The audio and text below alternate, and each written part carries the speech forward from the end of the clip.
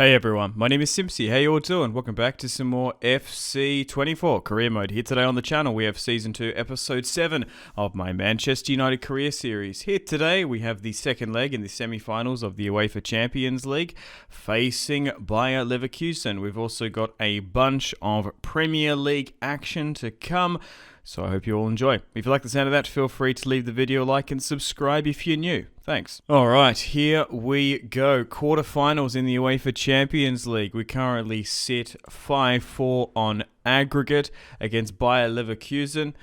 Bayern play PSG, and there's a couple other close legs as well. So let's go away to Germany and face them. Bayer Leverkusen have a pretty good side. They are stacked in the forward line, and they've scored a lot of goals as Gerard Moreno starts off the scoring just before the 6th and brings back the tie to 5-5. This is an absolute must-win for us this season as we are in a Premier League title race, which isn't certain. And obviously I do want to try and win the UEFA Champions League this season. Not doing either, particularly in Season 2, particularly with the squad we have built. It is definitely good enough to win the competition. But hey, we are playing on ultimate difficulty in the tactical view, so winning either of those competitions is, quite frankly, going to be easier said than done. We're coming off a 2-trophy first season, of course, winning the FA Cup and the Carabao. Unfortunately, we've been knocked out of the Carabao this season by Chelsea. We have lost our last year's winners' medal. We're not the champions now. Rashford manages to make it 5-6 just before the 16th minute, and now we're back up on aggregate. Last year we got knocked out in the round of 16 of the Champions League, which my objective was just to get to the knockout rounds. Obviously the board has different expectations for Manchester United. They want us to win the treble this season and last. So if we don't go and win the Champions League or the Premier League, realistically there could be a chance that we could get sacked, although winning 2 trophies in 2 years isn't a bad result, if I do say so myself. But 1-1, plenty of football to be played here today. Who's going to win? Bayer Leverkusen or United? Gerard Moreno goes forward. Like I mentioned before, Bayer Leverkusen have an absolutely stacked forward line. They brought in Gerard Moreno, Patrick Schick, and Romelu Lukaku as well. He's now facing his former side, and he steps up to make it 6-6 on aggregate and take the lead. Lukaku, a player I did look into, but Chelsea outright refused to negotiate with me for Lukaku's services. He moved to the Bundesliga on a £30 million deal, but maybe if we ever need a budget striker with a clinical left foot, Romelu Lukaku could be that man. Also, something I noticed as well, we've been incredibly fortunate with injuries this season. I kind of forgot that they're possible. We haven't had one at all. For example, Rasmus managed to pick up an ACL. He was out for 7-8 months last season and lost a 2 overall stat overall. So basically we were never able to play with him. Shot down to a 74 overall. So simply not good enough on ultimate difficulty. Sancho had a month injury, but apart from those two, those were the only 2 serious injuries. We managed to bring one back here just before the 53rd with Frankie de Jong. It's 2-2 now in this fixture, and ultimately 7-6 on aggregate. But it's going to be a high-scoring Champions League quarterfinal here today. Will we be able to book a place in the semis? Only time will tell. As we sail another goal pass, would you believe Pickford, the former Everton goalkeeper, in goal. 2-2 drawing. Moreno goes forward, and the former Villarreal striker once again brings it back to a 7-7 tie. They are playing a 3 at the back. We are playing a 5. And they have 3 strikers going forward against our 2. All clinical finishers.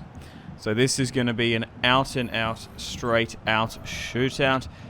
Who will end up on top? as Bayer Leverkusen sit 3-2 as United get it back to the centre circle. Dusan Vlahovic pushes forward, beats one, beats Lionel Man, the former Sociedad player, finds Rashford on the volley, and it's a glorious goal there from Marcus Rashford, making it 3-3 in this match and a whopping 8-7 on aggregate. United and the Red Devils know they're fighting for my job. They know they are fighting for a potential spot in this year's UEFA Champions League. But so far, we've had a quite favourable draw. But that's just sometimes the RNG and the randomness of the Champions League. We're very fortunate to get drawn against Benfica and beat them. And maybe Bayer Leverkusen as well. Like, let's be frank, Bayer Leverkusen ain't Bayern. They ain't your PSGs, your Juventuses. But they are putting up a valiant fight here as they go again once more. Will they get another goal? Schick inside to Hoffman. It's 8-8 on aggregate. 4-3. And will we be facing another dreaded penalty shootout? They always say Bayer Leverkusen. Will this be Bayern succeeding? I don't know. What's the opposite of Leverkusen? Never yes. Never say never. As it looks like it's going to go to extra time and then ultimately penalties. As Jonas Hoffman scores in the 90th minute, scoring his first goal in the UEFA Champions League. Will we have enough time? Rashford finds Anthony. Rashford rapidly goes forward. He gets tackled in the end. Frankie somehow gets it. And the ref is going to allow this play to go on as Rashford is now in the box. Finds Anthony, who somehow sneaks it in. And never fear, Anthony is here. This guy wins another match with a late winner. Obviously had a brilliant free kick against Liverpool, knocking them out in the Carabao Cup. And now he has put us in the semi-finals. Anthony, a player who has handed in his transfer request. He doesn't want to be at the football club anymore because he's playing a substitutional role. But I've tried to talk to him, but he is so impactful. He is so good off the bench. And Anthony sneaks this one through, and that should be game, set, match, as Manchester United unbelievably in the death make this 4-4 in this result. It will be a draw. However, on the aggregate, it is going to be 9-8. Bayer Leverkusen maybe a little bit hard done by not to progress after scoring 8 goals. But this Manchester United side playing a 5 at the back formation. They're playing the 3. We've done very well. Slowly but surely getting over the line. What a Champions League result, fellas. Back in the semi-finals of the FA Cup, we've got a match against Arsenal, and Chelsea play Leicester in the semis. So we've got an opportunity here to make the FA Cup final again, another competition that I would love to win, and of course the board would like to see me win as well. However, Arsenal have been a bogey side for me this season. Here we go. 28 minutes in, Martinelli with the shot blocked. Kim Min gets the football and creates this play. Rashford drops deep, looking for Manchester United support. Frankie de Jong fires it in to Dusan Vlahovic. Back to Dusan, into Bruno Fernandes, who starts off the scoring just before the 32nd. And we've managed to absolutely shock Arsenal in a surprise attack. It's the captain on his back, absolutely exhausted from that midweek Champions League fixture. But now we've got another semi-final to deal with, as Manchester United down in Wembley, down in the capital in London, start off the scoring. It's a left foot driven shot into the side netting, and Arsenal, a team that we've lost a lot to. I think we've out of the Premier League's and England's top sides, we've picked up our worst results against Arsenal. We've lost so many. So it's always nice to potentially get one over them. It's really interesting to analyse and have a bit of a look at how this team has been performing over the 2 seasons. I would say our Carabao and FA Cup form has been the best. Like, we've been winning matches that we necessarily don't deserve to win. Maybe this United side is simply more of a cup-winning side, as Dusan Vlahovic retakes the lead, making it 2-1 just on the 45th, nullifying Arsenal's goal. Dusan Vlahovic puts his name on the score sheet. Both our strikers have scored, which is fantastic to see. Hits it near post as Ramsdale comes out. What a signing he has been. I feel like he has developed incredibly better than what Arsenal actually would have predicted signing him from Bournemouth. You forget that Ramsdale was like a relegation goalkeeper. Corner kick now. Fernandes brings it in. Declan Rice off the boil in this match. Heads it wide. Fernandes beats one. Inside to Rashford, who has become a goal-scoring machine this season. He could very well break the Premier League record. I think he's set on breaking the Champions League as he makes it 3-1 in this fixture. I believe there's no replay, so we want to try and go out and put our best foot forward as Manchester United make it 3-1 against Mikel Arteta's Arsenal, a team who's been ultra competitive over the previous years, making top four. They're desperate to make top four in the Premier League as well. We might even give them an advantage if we somehow knock them out slightly earlier.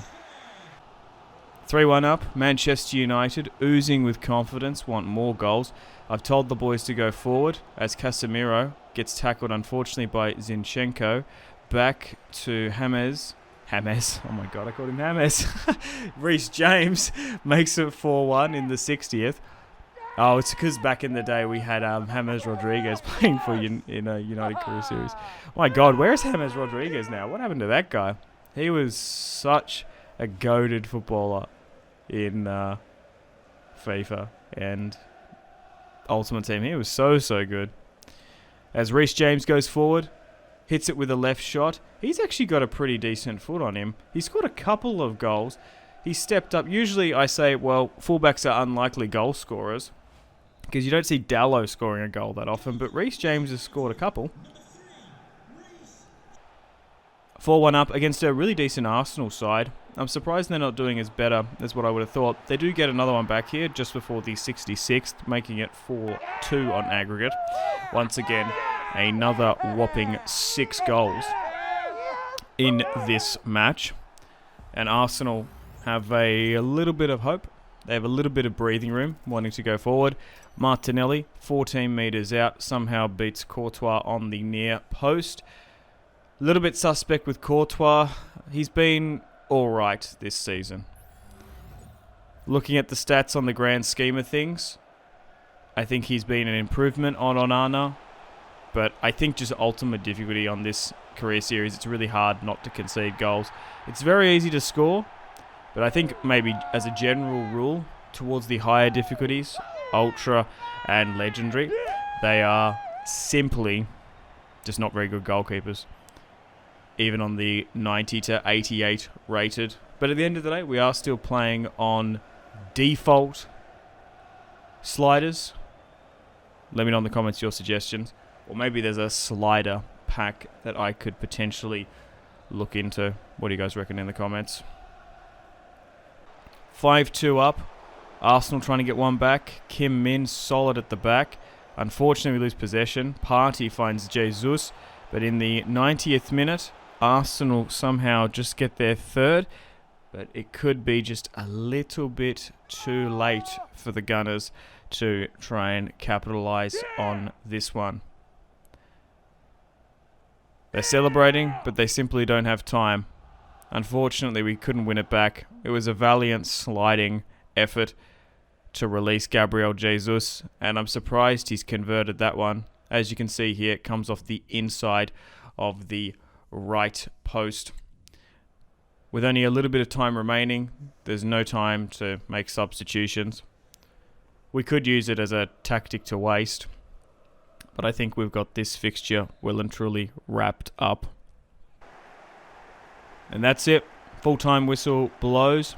Going give Mikel Arteta a very casual handshake and a good win. Back in the Premier League, we go and face Brentford. We managed to beat them 1-0 thanks to Frankie de Jong late in the 65th minute. Another Premier League fixture now. Unfortunately, we managed to pick up a 2-2 draw against our arch rivals Leeds. Anthony scored a brilliant brace, but it was Greenwood in the 75th to pick up a late winner. That is not Mason Greenwood. That is a different Greenwood. Mason Greenwood is currently away on loan at Borussia Dortmund. So back in the semi-finals, Paris, we've been drawn against as Napoli face Barcelona. Who will win this year's Champions League? Now, PSG normally is a really tough side to face. However, historically, Manchester United have picked up some amazing performances against them. They have a lot of new players, but they do not have Messi. They do not have Neymar. So I feel confident going into this first fixture. So here we go. Champions League semi-final drawn against PSG, Paris Saint-Germain. Napoli, last year's Champions League winners, a team that knocked us out last year, and they are being such an insane career mode team. They could even make the Champions League final again, as Dusan Vlahovic starts off the scoring just before the 11th minute there and makes it 1-0. And United always have amazing performances in the Champions League in France, particularly against PSG. I just think of that Marcus Rashford penalty. Man, oh man, that was such a good game of football. Seeing Neymar absolutely shocked and gobsmacked in the crowd. But he scores 8 Champions League goals in 11 matches. And Dusan Vlahovic gets us started in this career series. Let's go. Let's get in. Interesting side now, PSG. They have Xavi on the left, former Barcelona youngster and kid. They still have a couple of decent defenders. They don't have Kimpembe. He actually is at Bayer Leverkusen in this career series. They did sign Skriniar, which is a super interesting signing. Pretty decent. Man, there's always actually now that just dawned on me, the former Inter Milan centre-back. There is a weird connection with Milan and PSG, isn't there? There's a lot of former players that have moved over there. You forget that Thiago Silva, a former AC Milan centre-back, moved originally to PSG before that Chelsea deal. But Xavi gets the shot blocked. Mbappe feeds it in, and unfortunately it is 1-1. It's going to be a hard task to get past Donnarumma between the sticks. He's probably nearly as good as Courtois in goal. So it's going to be a hard task here today as Valverde steps up. So yeah, surprisingly in this career series, Valverde, the central midfielder, now turned right winger on the pitch, which is surprisingly weird. In previous years, I always thought him as being one of the best CDMs on this game, but he's very much changed up his tactical style and how he plays. It's kind of that phase when, Mandzukic was such a good target man, such a good striker in career mode, and then that one season Juventus put him on the wing, and then he became like a really decent winger. Similar to the mold of, what was his name? Ivan Perisic, I think that was his name. But I'm still getting used to seeing Valverde on the right forward line of the football pitch. But Frankie de Jong steps up. Plenty of football to be played in this match. He makes it 2-1 just before the 30th minute. And we just need to sit back and relax, and hopefully the boys can go out and win this game of football, as Simmons goes forward and converts, unfortunately. It's 2-2, still sloppy at the back, but this is only the first leg in the UEFA Champions League. But it's great to see Xavi Simmons go forward, getting game time in PSG, and actually see a youngster develop and play some pretty good football. He left Barcelona wanting more game time, And now he is the left winger in this career series for PSG, helping out the likes of Mbappe. But that's a really clinical goal there from the man. Hell, I think he still technically might even be a teenager, which is surprising. As Rashford looks to go up the other end. He scores 10 goals in 11, Simmons. 2-2 just before the 35th minute. United go forward. Rashford goes back calmly to Casemiro. James joins the attack. Rashford looking for a couple of runners. Holds up the ball well.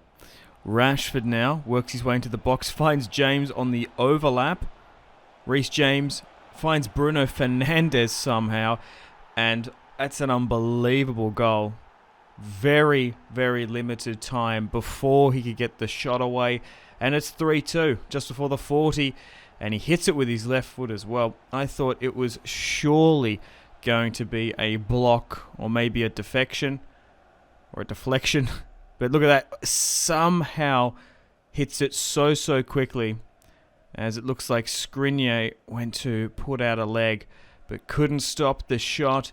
And Manchester United regain their super close, narrow lead. It's 3-2, and we've still got the second half to play in this fixture.